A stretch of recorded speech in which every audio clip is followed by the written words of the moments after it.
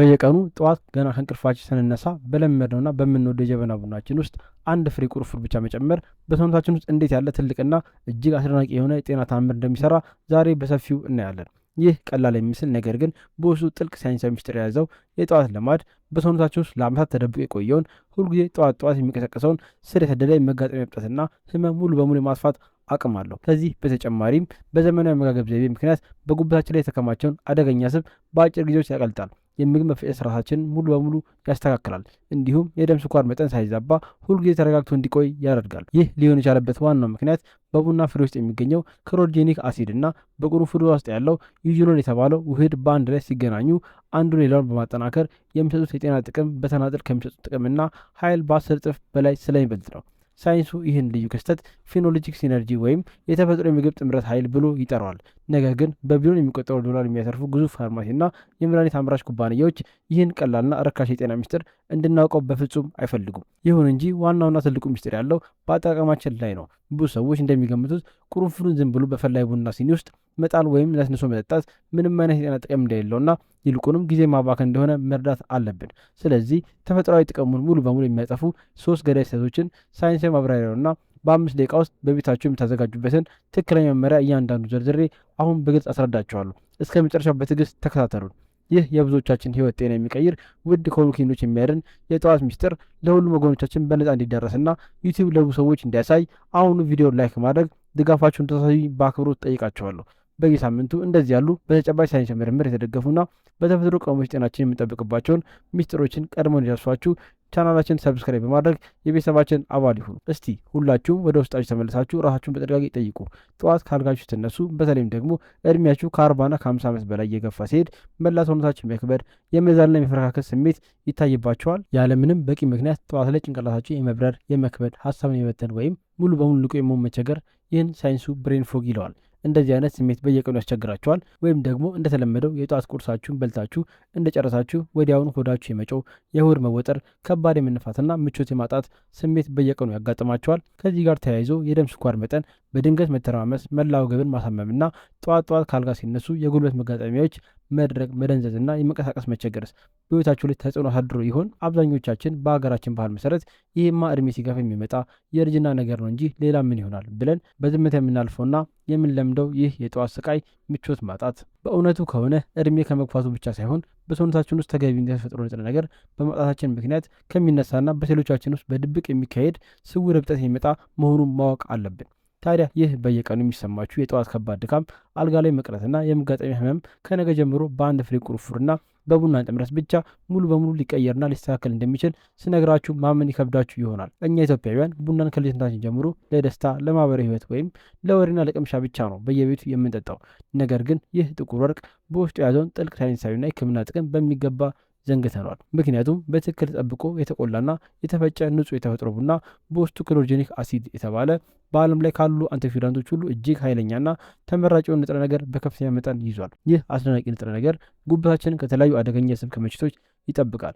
በምግብ መፍጨት ሂደት ውስጥም የደም ስኳርን ያረጋጋል። እንዲሁም በሰውነታችን ውስጥ የሚፈጠሩ መርዛማ ኬሚካሎችን ጠርጎ ያስወግዳል። በሌላ በኩል ደግሞ በኩሽናችን ውስጥ የምናስቀምጠው ቁርንፉድ በምድር ላይ ካሉ የቅመም አይነቶች እጽዋት ሁሉ ዩጂኖል የተባለውን የመፈወስ ባህሪ ያለውን ንጥረ ነገር በከፍተኛና በማይነጻጸር ደረጃ በውስጡ የያዘ ልዩ ተአምር ነው። ዩጂኖል ማለት በተፈጥሮ ሕክምና ውስጥ እንደ ማደንዘዣ፣ እንደ ማስታገሻና በሰውነታችን ውስጥ ያሉ እብጠቶችን በከፍተኛ ሁኔታ የሚከላከል፣ ሴሎችን እንዳይረጁና እንዳይሞቱ የሚጠብቅ እውነተኛ ሴል ጠባቂ ንጥረ ነገር ነው። እነዚህን ሁለት የሀገራችን ተአምራት ማለትም ተፈጥሯዊ ቡናችንና ቁርንፉዳችንን በትክክለኛው ሳይንሳዊ መንገድ ስናገናኛቸው አንዱ የሌላውን ባህሪ ስለሚደግፈው አጠቃላይ ጥቅማቸው በ10 እጥፍ ያድጋል። ነገር ግን እውነታውን ለመነጋገር ያህል አብዛኞቻችን በየቀኑ ጠዋት በየቤታችን የምንጠጣውን የጀበና ቡና ጥቅሙንና ውስጡ ያለውን የተፈጥሮ ቫይታሚን በገዛ እጃችን በስህተት እየገደልነውና እያጠፋነው መሆኑን አናውቅም። የመጀመሪያውና በሀገራችን ማህበረሰብ ዘንድ በስፋት የሚታየው ትልቅ ስህተታችን ቡና ውስጥ ከመጠን በላይ ነጭ ስኳርን ማብዛት ወይም ጣፋጭነቱ እስኪመር ድረስ ጨምሮ መጠጣት ነው። ነጭ ስኳር በጨመርን ቁጥር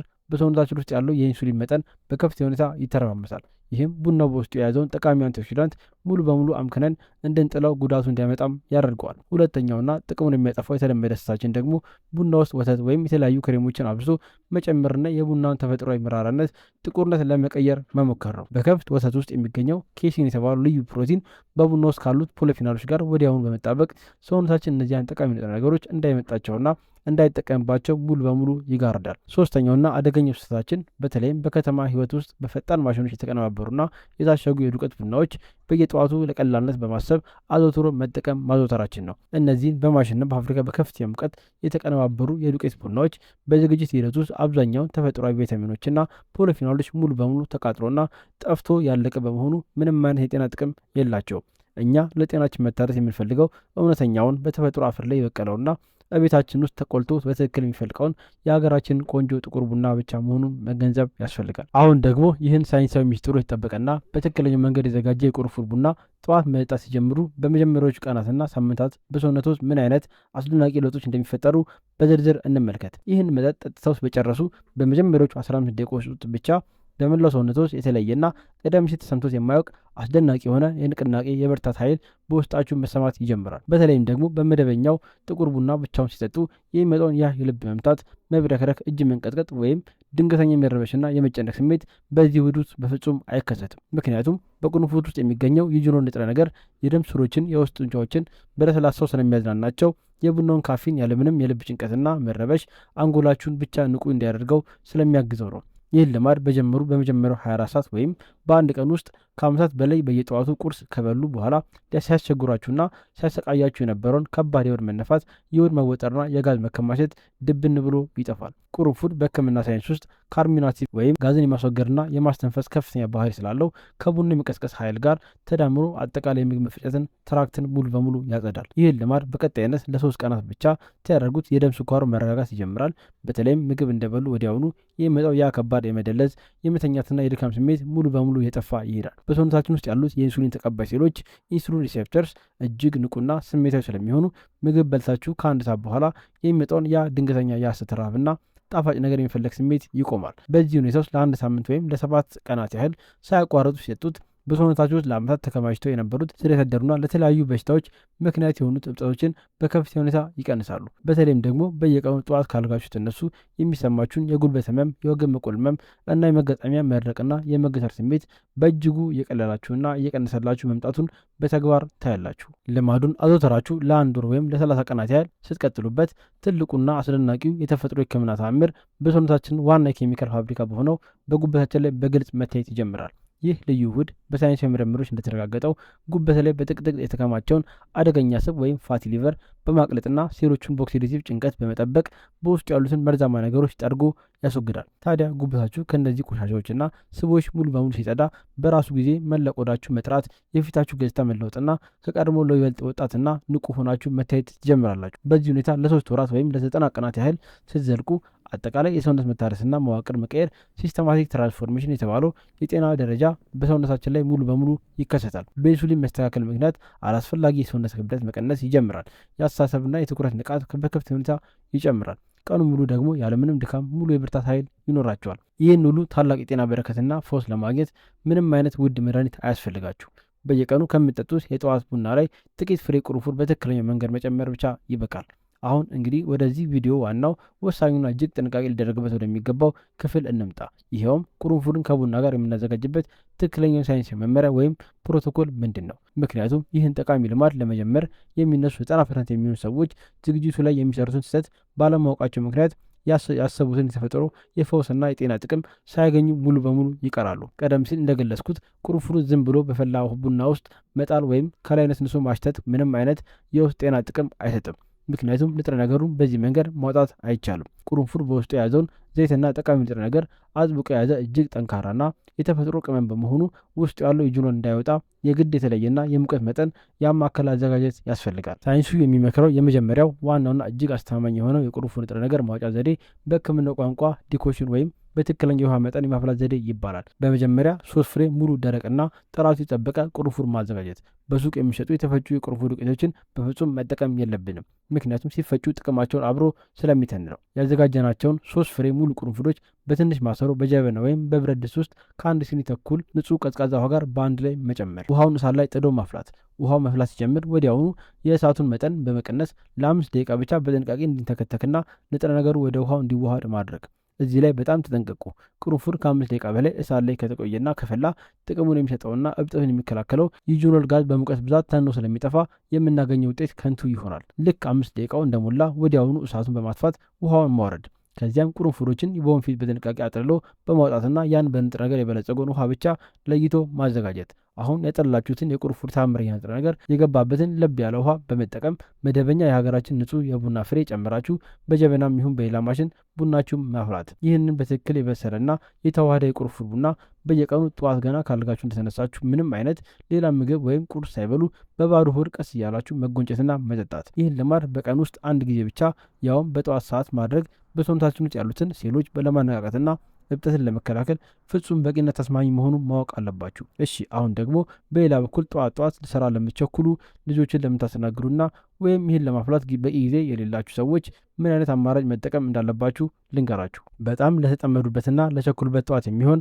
እስከ 5 ደቂቃ የማይፈጅ ሌላ ፈጣን ዘዴ ስላለን እሱንም በጥንቃቄ ሰምታችሁ መጠቀም ትችላላችሁ። 1 ፍሬ ሙሉ ቁርንፉድ ብቻ በመውሰድ በንጹህ ሙቀጫ ውስጥ ወይም በቢላ ጠፍጣፋ ጎን ጠረጴዛ ላይ ማስቀመጥ፣ በትንሹ ሰበር አድርጎ ማዘጋጀት። ከዚያም አዲስ የፈላውና የተዘጋጀው መደበኛ ጥቁር ቡናችሁን ሲኒ ውስጥ ከቀዳችሁ በኋላ ያን የተሰበረ ቁርንፉድ ወዲያውኑ ውስጡ ጨምራችሁ ለ3 ደቂቃ ያህል አፍናችሁ ወይም ከድናችሁ ማቆየት። ይህ የፈጣን ጊዜ ዘዴ እንደ መጀመሪያው የማፍላት ዘዴ 100% ሙሉ ኃይል ባይኖረውም እስከ 70% የሚሆነውን የተፈጥሮ ንጥረ ነገርና ፈውስ በቀላሉ እንድታገኙ ስለሚረዳችሁ ምንም ካለማድረግ በእጅጉ ይበልጣል። አሁን ደግሞ ብዙ ሰዎች ሳያውቁት የሚፈጽሟቸውና የዚህ መጠጥ ጥቅምና ኃይል ሙሉ በሙሉ የሚያጠፉ 3 ዋና ዋና ስህተቶችን በድጋሚ ላስታውሳችሁና በጥንቃቄ እንድትይዙ ላድርግ። አንደኛው ስህተት ሙሉን ቁርንፉድ ያለ ምንም ማድቀቅ ወይም ሳይቀላቅሉት ዝም ብሎ በፈላ ቡና ውስጥ መጣል ነው። ይህ ዘዴ ለቡናው ጥሩ መዓዛና ሽታ ከመስጠት ባለፈ ምንም አይነት የጤና ጥቅም አይኖረውም። ሁለተኛው ስህተት ቁርንፉዱን አብዝቶ ማፍላት ወይም ከ7 ደቂቃ በላይ እሳት ላይ ጥዶ መተው ነው። ቀደም ሲል እንደገለጽኩት ከፍተኛ ሙቀት ንጥረ ነገሩ ስለሚገድለው ቡናው ተራ ውሃ ሆኖ ነው የሚቀረው። ሶስተኛው ጥቅሙን የሚያጠፋው ስህተት ቡናው በዚህ መንገድ ተዘጋጅቶ ከቀረበ በኋላ መልሶ ወተት፣ የቡና ክሬም ወይም ነጭ ስኳር መጨመር ነው። ይህ ንጥረ ነገሩን ባዮአቬይላቢሊቲ ሙሉ በሙሉ ያጠፋዋል። ቡናው መራራ ከሆነባችሁና መጠጣት ካልቻላችሁ በጤናችሁ ላይ ጉዳት የሚያመጣውን ወተትና ስኳር ከመጨመር ይልቅ ግማሽ ሻይ ማንኪያ ንጹህ የኮኮናት ዘይት ወይም ትንሽ ቀረፋ ጨምራችሁ መጠጣት ትችላላችሁ። አሁን ደግሞ ወደዚህ ቪዲዮ እጅግ በጣም አስፈላጊና ማንም ሰው ሊዘነገው የሚያገባ ትልቅ ጥንቃቄና የሕክምና ማሳሰቢያ ልንገራችሁ። ይህ የተፈጥሮ ውህደት ለብዙሃን ማህበረሰብ ፍጹም ጤናማ ጠቃሚና አስተማማኝ ቢሆንም ለአንዳንድ ወገኖች ግን በጥንቃቄ ካልሆነ በስተቀር መውሰድ በፍጹም አይመከርም። በተለይም ደግሞ በተለያዩ የጤና እክሎች ምክንያት የደም ማቅጠኛ መድኃኒቶችን እንደ ዋሬፊን፣ ሄፓሪን ወይም ከፍተኛ መጠን ያለው አስፒሪን ኪኒኖችን በየቀኑ የሚወስዱ ሰዎች ካሉ በቁርንፉድ ውስጥ ያለው ኢዞኖል በራሱ ደምን የማቅጠንና ከፍተኛ ተፈጥሯዊ ባህሪ ስላለው ይህን ልማድ ከመጀመሩ በፊት የግድ ወደ ዋና ሐኪሙ በመሄድ ማማከርና ፍቃድ ማግኘት አለባችሁ። እንዲሁም ደግሞ ከባድ የሆነ የጨጓራ ቁስለት፣ የሆድ ዕቃዎች መክሰር ወይም ከፍተኛ የሆድ አሲድ መብዛት ያለባችሁ ወገኖች ካላችሁ ቡናው በራሱ በባህሪው የጨጓራ ግድግዳን ሊቀሰቅስና አሲድ ሊያበዛ ስለሚችል ይህን የጠዋት ልማድ ከመተግበሩ በፊት የሰውነታችሁን ስሜት በጥንቃቄ መከታተል ያስፈልጋል። ከእነዚህ ጥቂት የጤና ሁኔታዎች ውጭ ላላችሁ ግን ይህ በገዛ እጃችሁ በቤታችሁ ኩሽና የምታዘጋጁት መጠጥ በምድር ላይ ካሉ ውድ ኪኒኖች ሁሉ ይበልጥ ደህንነቱ የተጠበቀና ኃይለኛ የተፈጥሮ ፈውስ ነው። እስቲ ቆም ብላችሁ አስቡት። ለአንድ ፍሬ ቁርንፉድ የምናወጣው ጥቂት ሳንቲሞች ብቻ ነው። ጠዋት ላይ የሚፈጅብን ጊዜ ደግሞ 5 ደቂቃ ብቻ ነው። ነገር ግን የሚሰጠን ጤና በገንዘብ አይመነዘርም። ለዘመናት ያለምንም ማሰብ እንዲሁ ለልማድ ብቻ ስንጠጣው የነበረው የጠዋት ቡናችን ዛሬ አጠቃቀሙ ስንቀይረው መላ ሰውነታችን የሚጠብቅና በሽታን የሚከላከል ትልቅ የጤና ጋሻ ይሆናል። በመጀመሪያው 15 ደቂቃ መረጋጋትና ንቃት፣ በአንድ ሳምንት ውስጥ የስር የሰደደ እብጠት መቀነስ፣ በአንድ ወር ውስጥ የጉበት ስብ መቅለጥና መጽዳት። ይህ በእውነት ትልቅ የታደለ ህይወት ነው። ይህ የተፈጥሮ ታምርና ፈውስ ግን በእናንተ ህይወትና አካል ላይ በተግባር ሲሰራ የሚችለው ነገ ጠዋት ሰነፍ ሳትሆኑ በአካል ተነስታችሁ በተግባር መጀመር ስትችሉ ብቻ መሆኑን እወቁ። ሁልጊዜ ወደ ፋርማሲ ከመሮጥና ኪኒን ከመውሰድ ይልቅ አሮጌውና የተሳሳተውን የቡና አጠጣጣችንን ዛሬውን ቀይረን ውድ የሆነውን ጤናችን በቤታችን ባሉ ቅመሞች እንጠብቅ። በድጋሚ አስታውሱ፣ 3 ፍሬ ሙሉ ቁርንፉድ፣ 5 ደቂቃ ብቻ ማፍላት፣ 1 ሲኒ ጥቁር ቡና። ነገ ጠዋት ህይወታችሁና ጤናችሁን በአዲስ መልኩ ቀይሩት።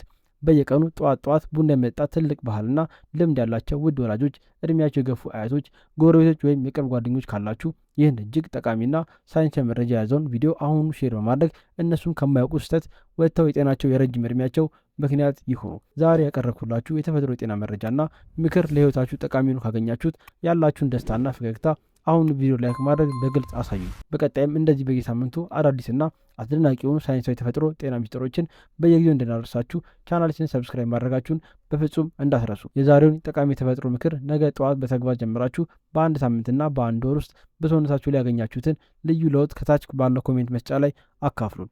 እስከዚያው ድረስ ውድና ተናፋቂ የአገር ልጆች ሁልጊዜ ጤናችሁን በኩሽናችሁ ውስጥ በሚገኙ ውድ በሆኑ የተፈጥሮ ቅመሞች እጽዋት በጥንቃቄ እንድጠብቁት አደራ እላችኋለሁ። እድሜ ሙሉ ጤና፣ ፍቅርና ሰላም ለሁላችን የሚስጠን እያልኩ ለዛሬ ያዘጋጀላችሁን ልዩ ጤና ፕሮግራም እዚህ ላይ አበቃለሁ።